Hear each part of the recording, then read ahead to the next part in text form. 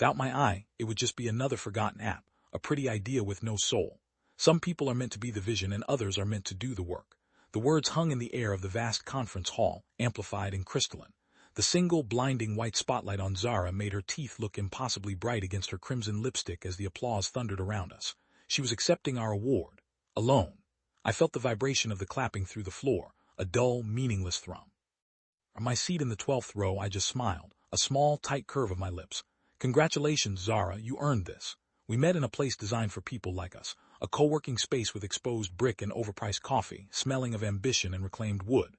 Zara was kinetic energy in a leather jacket, sketching furiously in a moleskin notebook, her words tumbling out faster than her pen could keep up. She had the ideas, I had the skills to build them. We bonded over a shared obsession with Scandinavian design and the belief that technology should be intuitive, not intrusive. I remember one night, 2 months into our collaboration on our app, Loom. We were surrounded by empty pizza boxes and half-empty bottles of cheap red wine, the screen of my MacBook illuminating our exhausted faces. It was 3 a.m. when I finally cracked the user interface problem we'd been wrestling with for weeks. She threw her arms around me, her laughter echoing in the quiet office. That was the first time I really trusted her. That was the moment I ignored the small, nagging red flag from our first month when she'd forgotten her wallet at 3 different expensive lunches she had insisted we go to. I always paid. It was an investment, I told myself. We were a team. The next 7 months were a blur of creation. I coded, she networked. We argued for 2 straight weeks over a single shade of blue, Pantone 2925C, for our logo. And we landed our first seed investor, a stoic man named Mr. Petrov. We celebrated at a rooftop bar called The Perch, watching the city lights glitter below. It felt like we were on top of the world. But slowly, the balance began to shift. I was pulling 18-hour days debugging code, subsisting on delivery food. Zara was handling outreach, which seemed to consist of industry breakfasts and panel discussions I was never invited to. So good at the details, she'd say, I'm the big picture person. The server costs started coming out of my personal savings, a temporary measure she promised to reconcile. The cracks became a chasm on a quiet Tuesday morning. An automated email from our shared business bank account landed in my inbox. It wasn't a deposit notification from a client. It was a wire transfer confirmation, $15,000 sent to something called Z-Visionary, LLC. I had never heard of it. That single email flipped a switch in my mind. The trust evaporated, replaced by a cold, quiet hum of dread. For the next 3 weeks, I led a double life. By day, I was her partner, nodding along in our brief video calls. By night, I became a forensic accountant. I used data recovery software on our shared cloud drive, pulling up fragments of deleted invoices. I cross-referenced her expense reports with her gleefully documented Instagram stories. The investor trip to Berlin was a spa weekend. The new equipment purchase was a down payment on a luxury car. The betrayal wasn't a single act. It was a sprawling, meticulously constructed architecture of deceit. I'd been so focused on building our app, I never saw she was building her escape hatch.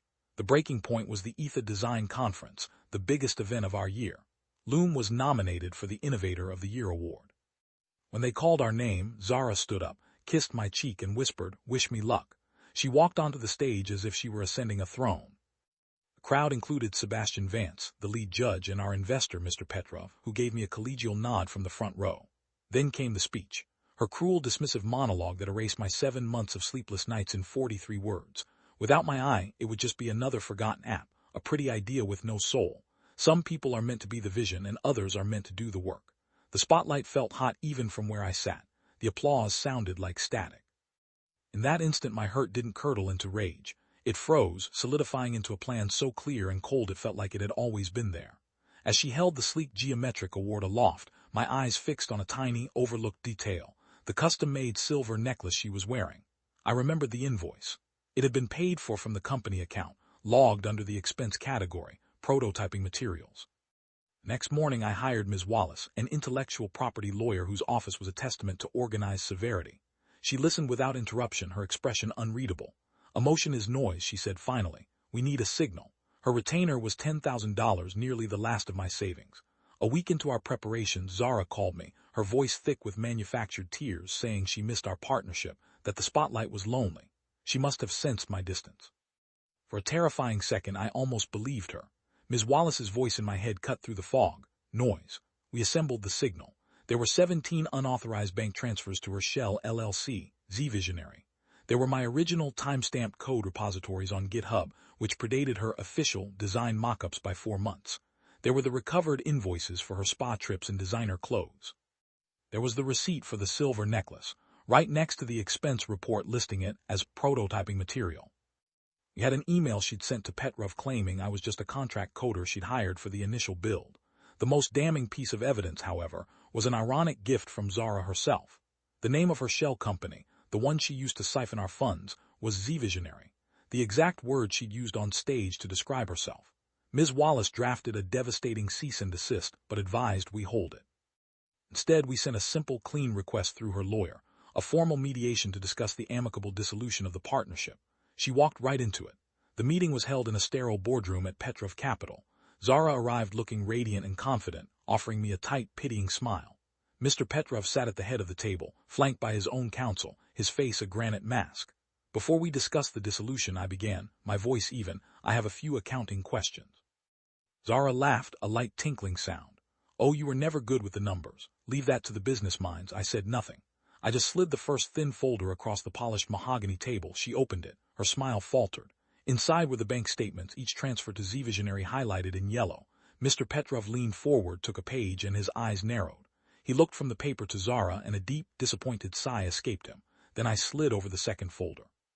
This one contained a glossy 8x10 photo of her on stage at the conference, the silver necklace gleaming at her throat. Beside it lay the expense report for prototyping materials and the jeweler's invoice. The final document was the email where she had demoted me to a mere contractor. The color drained from her face. The silence in the room was absolute. Mr. Petrov stood up, his chair scraping softly against the floor. Zara, I think you should leave. She looked at me, her eyes wide with a desperate, pleading panic. How could you do this to our project? I met her gaze, holding it until she looked away. This was never our project. It was my work and your vision. The fallout was quiet but immediate. Within 24 hours, a dry press release appeared on Petrov Capital's website announcing a leadership restructuring at Loom. My phone buzzed with confused texts from mutual friends, which I ignored. Zara's vibrant social media presence vanished, her account suddenly set to private. Petrov's lawyers, far more ruthless than Ms. Wallace, pursued her for fraud and breach of contract. She had to liquidate everything, the car, the designer wardrobe, her shares in a friend's startup, to repay the $85,400 she had embezzled, plus damages. 6 months later, I saw her. Not at an industry event, but behind the counter of a minimalist, high-end coffee shop in a neighborhood I rarely visited. She was taking an order, her posture slumped, the kinetic energy gone. She looked hollowed out. The silver necklace was gone. She didn't see me. I turned and walked away. I run Loom now. Petrov became my mentor, and we have a small, dedicated team that shares both the work and the credit. I moved into a new apartment with a big window that floods the living room with morning light. It's peaceful. The quiet hum in my mind is no longer dread, but calm. A journalist writing a profile on the app's resurgence asked me recently what the secret to our success was. I thought for a moment, then smiled. Some people are meant to have the vision, and others are meant to do the work. The trick is knowing you can be both.